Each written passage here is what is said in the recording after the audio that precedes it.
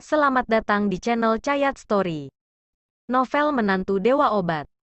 Silahkan like, share, komen, subscribe.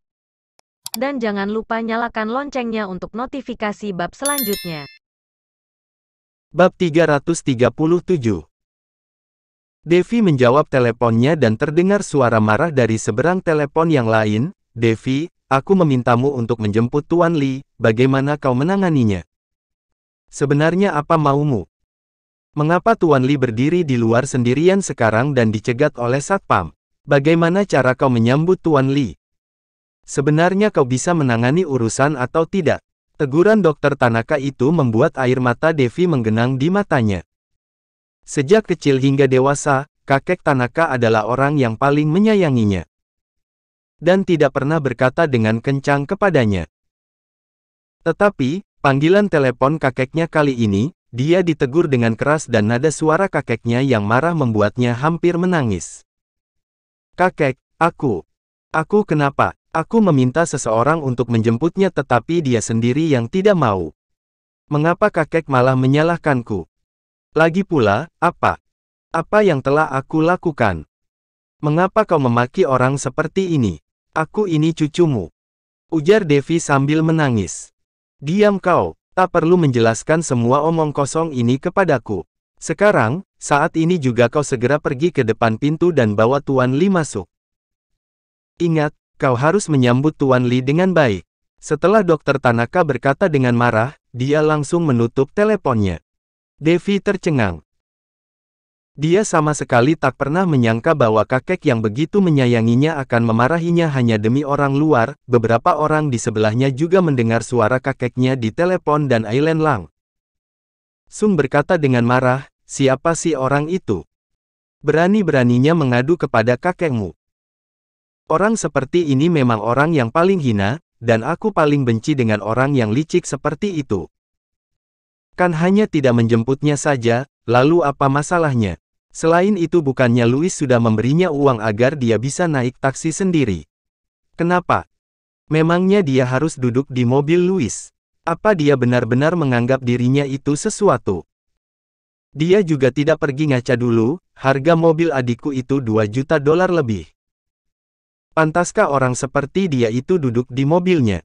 Masalah sepele seperti ini saja masih sampai mengadu segala, dia itu laki bukan sih. Aku rasa dia itu sama sekali bukan laki-laki." Louis juga marah, bajingan ini benar-benar berbahaya. Tadi saat bertemu dia masih tersenyum. Aku kira dia orangnya jujur dan polos. Tak disangka ternyata begitu hina dan memalukan. Pakai acara mengadu segala di belakang kita.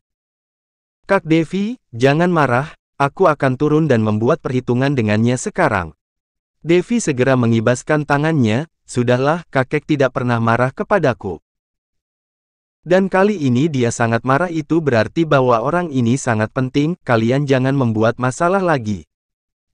Nanti jika masalahnya jadi besar, kakek akan marah kepadaku lagi dan itu malah akan semakin merepotkan." Beberapa anak dari keluarga kaya itu saling menatap dan Ailen juga mengerutkan keningnya kemudian berkata, "Memangnya apa sih kehebatan orang ini sampal-sampal kakekmu rela memarahimu demi dia? Devi, kakekmu masih ingin menjodohkanmu dengannya, sebenarnya apa yang terjadi?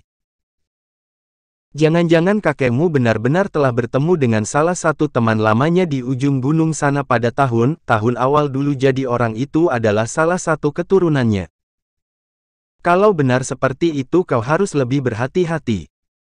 Jangan-jangan kalian memang sudah dijodohkan sejak bayi dulu."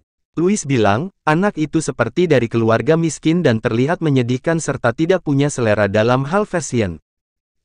Apalagi dia juga suka mengadu. Jika orang seperti ini nantinya hanya mengandalkanmu saja, ini pasti akan sangat merepotkan dan tak ada habisnya masalahmu nanti. Kepala Devi tampak mengkerut dan penuh dengan warna kegelapan.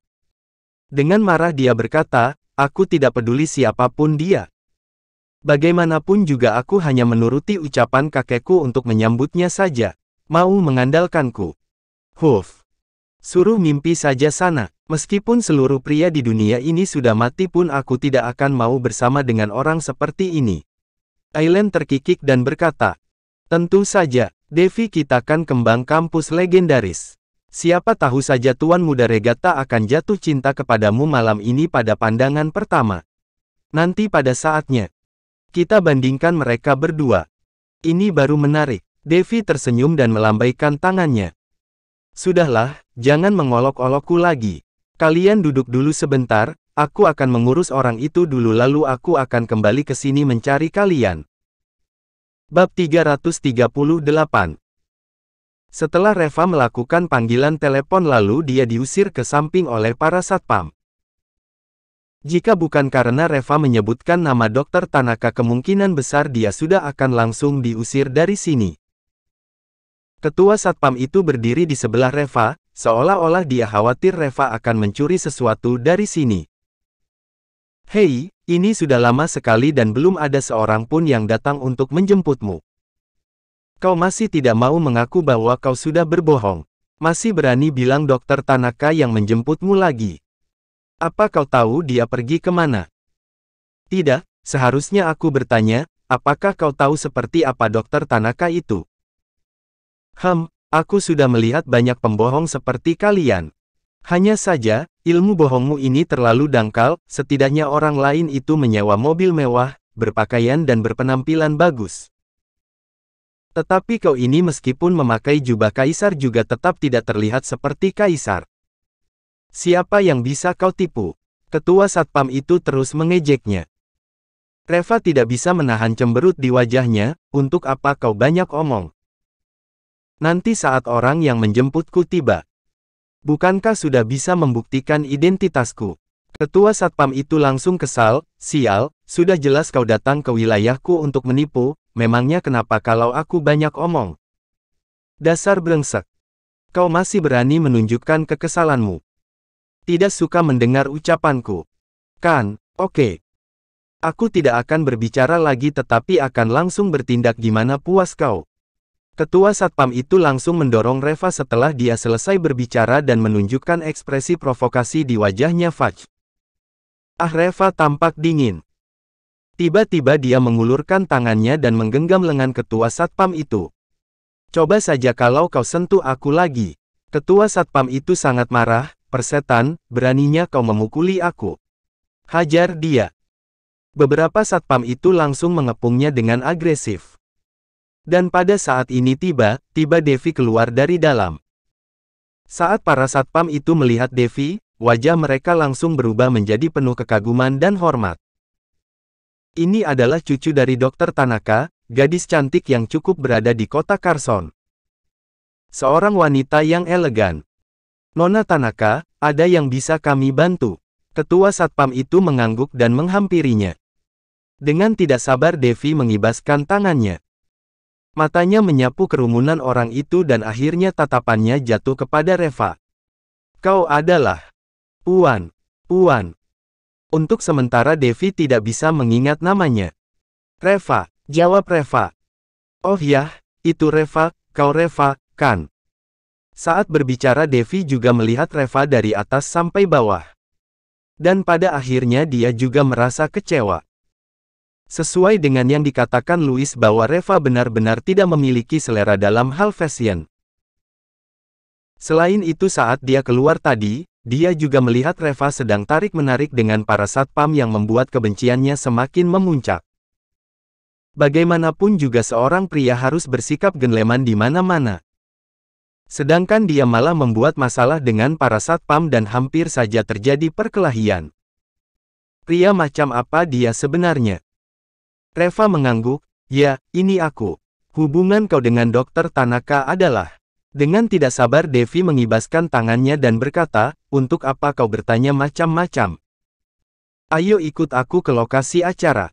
Beberapa satpam itu langsung membelalakan mata mereka. Apa yang terjadi? Cucu Dr. Tanaka benar-benar keluar untuk menjemput Reva secara pribadi. Apakah dia benar-benar mengenal Dr. Tanaka? Reva tidak mengatakan apa-apa. Dia mengikuti Devi ke lokasi acara. Mata ketua satpam itu hampir loncat keluar. Dia benar-benar tidak paham, bagaimana seorang pria yang berpakaian lusuh seperti itu bisa mengenal orang terkenal seperti Dr. Tanaka. Saat masuk ke dalam aula, dengan tidak sabar Devi mengajak Reva berkeliling dan memberikan pengantar singkat. Ada prasmanan di sana. Kau bisa pergi ke sana dan makan dulu. Gratis. Kau bisa makan apa saja yang ada di sana tanpa perlu mengeluarkan uang. Ada tempat rekreasi juga di dalam. Setelah makan kau bisa masuk untuk menonton TV atau melakukan apapun. Semuanya gratis, dan ruangan di dalam situ adalah ruang pameran dari beberapa bahan obat langka untuk pertemuan pertukaran medis ini. Jika kau tertarik, kau bisa masuk dan lihat sendiri saja. Aku masih harus menyambut teman-temanku di lantai atas. Jadi kau bisa berjalan-jalan sendiri di sini. Saat Devi berbicara dia sengaja menekankan kata, gratis itu. Dia sangat yakin bahwa Reva hanyalah orang miskin yang datang untuk makan dan minum di sini jadi dia harus menekankan kata-kata gratis itu. Setelah dia selesai berbicara lalu dia mengabaikan Reva dan pergi. Reva juga tidak peduli karena dia tidak mengenal Devi. Yang penting dia bisa masuk. Bab 339. Saat Devi kembali ke ruang VIP-nya, tampak beberapa anak-anak dari keluarga kaya itu segera mengerumuninya dan bertanya tentang Reva. Devi menceritakan kembali bagaimana Reva hampir berkelahi dengan para satpam itu sehingga menarik perhatian dari para anak-anak dari keluarga kaya ini. Aileen tampak lebih marah lagi. Devi, orang seperti ini punya hak apa untuk ikut berpartisipasi dalam pertemuan pertukaran medis ini? Kalau menurutku lebih baik kau berdiskusi dengan kakekmu untuk mengusirnya agar dia tidak mempengaruhi kualitas dari pertemuan pertukaran medis ini. Beberapa orang yang ada di sebelah mereka juga ngangguk, ucapan Aileen benar, orang seperti ini tidak selevel dengan kita. Dia punya hak apa untuk duduk dan berada di tempat yang sama dengan kita? Jika mereka yang berpartisipasi dalam pertemuan pertukaran medis ini tahu bahwa kakekmu membawa orang seperti itu ke sini, bukankah nantinya malah akan dikira menghina mereka? Kakekmu adalah tuan rumah dari pertemuan pertukaran medis kali ini, jadi dia harus mempertimbangkan situasinya secara keseluruhan. Nantinya jika para perwakilan dari provinsi lain mengetahui tentang ini, mereka pasti akan mengatakan bahwa keluarga Tanakamu tidak menangani acara ini dengan baik. Wajah Devi menggelap lalu sambil mengibaskan tangannya dia berkata, sudahlah, lupakan saja. Kakekku baru saja marah, aku benar-benar tidak berani berbicara dengannya lagi. Biarkan begitu saja. Biar orang itu tetap di sini saja. Orang ini juga tidak berguna tetapi setidaknya dia tidak menggangguku. Masih bisa dikatakan cukup tahu diri juga dia. Kerumunan itu langsung tertawa terbahak-bahak lalu Aileen tersenyum dan berkata, ini juga bisa dikatakan sebagai keuntungannya. Mungkin ini yang disebut dengan harga diri dari orang miskin. Bisa saja sebenarnya di dalam hatinya dia merasa sangat cemas. Devi, apakah dia tidak berani melihatmu tadi? Devci berpikir sejenak dan berkata, dia jarang melihatku. Aileen segera berkata, bukannya jarang melihatmu tetapi dia itu tidak berani melihatmu. Dengan melihatmu sekilas saja, jantungnya pasti sudah berdetak dengan kencang. Bagaimana mungkin dia bisa berani melihat lebih banyak lagi? Tetapi aku beritahu ya. Saat kau tidak memperhatikannya, dia pasti akan melihatmu secara diam-diam, aku sudah sering melihat pria seperti itu. Orang seperti ini sangat hina dan tidak punya selera. Dia tidak akan punya nyali untuk melihat wanita cantik. Beraninya hanya mengintip secara diam-diam saja. Di dalam hatinya tidak tahu tersembunyi pikiran kotor macam apa. Devi merinding, sudahlah, jangan dibicarakan lagi. Semakin kau katakan semakin aku merasa jijik. Oke, kalian jangan khawatirkan masalah aku lagi, kita datang ke sini untuk bersenang-senang. Bisa tidak jangan membiarkan orang seperti ini merusak suasana hati kita. Kerumunan itu langsung tertawa dan akhirnya pembahasan mereka berakhir. Pada saat ini Reva sudah berjalan ke ruang pameran yang ada di belakang. Tujuan kedatangannya kali ini adalah demi teratai salju 1000 tahun.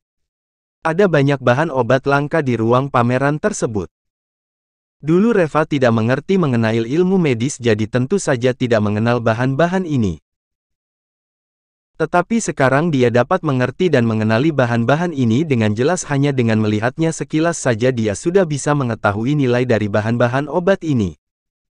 Pertama-tama dia melihat rumput roh jantung yang diinginkan oleh Anya. Kemudian dia melihat ada buah mandala yang diinginkan oleh Austin. Putrinya membutuhkan obat ini untuk mengobati penyakitnya. Tentu saja Austin juga sudah mengatakan bahwa buah mandala ini tidak bisa meninggalkan kota Carson. Pameran itu hanya sebagai formalitas saja karena pada akhirnya tidak peduli provinsi manapun yang menang dan mendapatkan buah mandala itu tetap harus diberikan kepada Austin.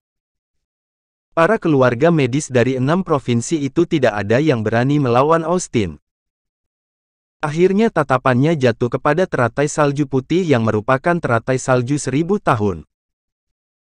Reva memperhatikan dengan seksama dan saat dia sedang terpesona dengan teratai itu tiba-tiba terdengar suara seruan seorang wanita dari kejauhan.